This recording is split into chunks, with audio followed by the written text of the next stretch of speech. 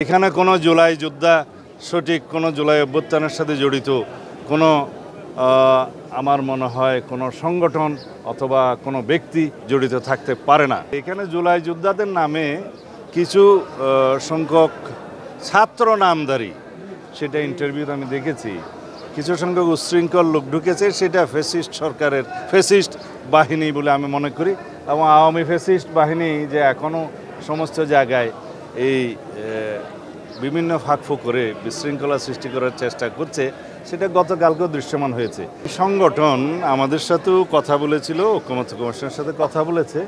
তাদের একটা যৌক্তিক দাবি ছিল, সেই যৌক্তিক দাবিটা পূরণের জন্য আমি নিজেও স্ট্যাটাস দিয়েছিলাম, কথা বলেছিলাম, এবং সেটা ঐক্যমত্য কমিশনের সভাপতি প্রফেসর আলী রিয়াজ সঠিকভাবে অ্যাড্রেস করেছেন, সেটা প্রেসে বলেছেন এবং সংশোধন করেছেন। এরপরে তাদের অসন্তোষ থাকার কথা নয়।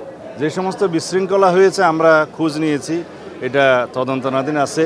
আমার জানা মতে এনসিপি এবং 3টি কি 4টি বাম রাজনৈতিক দল স্বাক্ষর অনুষ্ঠানে যেতে পারে না। আমি বলবো না স্বাক্ষর করেনি, স্বাক্ষর করার সুযোগ উন্মুক্ত আছে।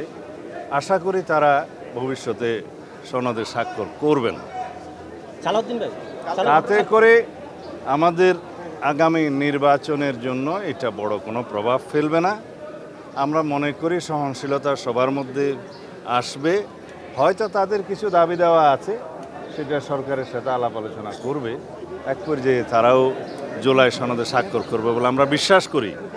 আর গণতন্ত্রের মধ্যে তো সবাই একমত হবে এমন তো নয়, সেটা উন্মুক্ত আছে, ভিন্ন মত থাকতেই পারে। আমরা এই দেশের স্বাধীনতা, সার্বভৌমত্ব এবং গণতন্ত্র সুসংহত করার জন্য বাংলাদেশের রাজনৈতিক সংস্কৃতিতে পরিবর্তন আনতে চাই, সেটার চর্চা শুরু হয়ে গেছে।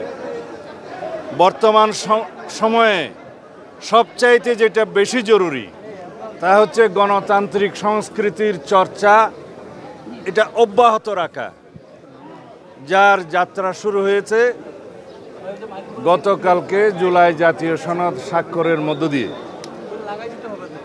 এটার পূর্ণাঙ্গ বাস্তবায়নের মধ্য দিয়ে বাংলাদেশে রাষ্ট্র কাঠামোতে গণতান্ত্রিক সংস্কারের মাধ্যমে একটি শক্তিশালী গণতান্ত্রিক সমাজ, রাষ্ট্র, সরকার বিনির্মাণ হবে।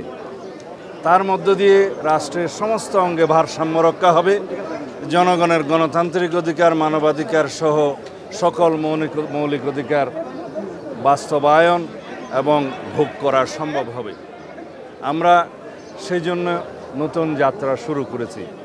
আমরা সবাইকে, সমগ্র জাতিকে, সকল জনগণকে আহ্বান জানাবো, ধৈর্য, সহনশীলতা, গণতান্ত্রিক সংস্কৃতি চর্চার মধ্য দিয়ে যেন আমরা এগিয়ে যাই। তাহলেই আমরা সত্যিকার অর্থে একটি কার্যকর, শক্তিশালী গণতান্ত্রিক রাষ্ট্র বিনির্মাণ করতে পারব। আমাদের শহীদের আত্মত্যাগ এবং রক্তদান সফল হবে।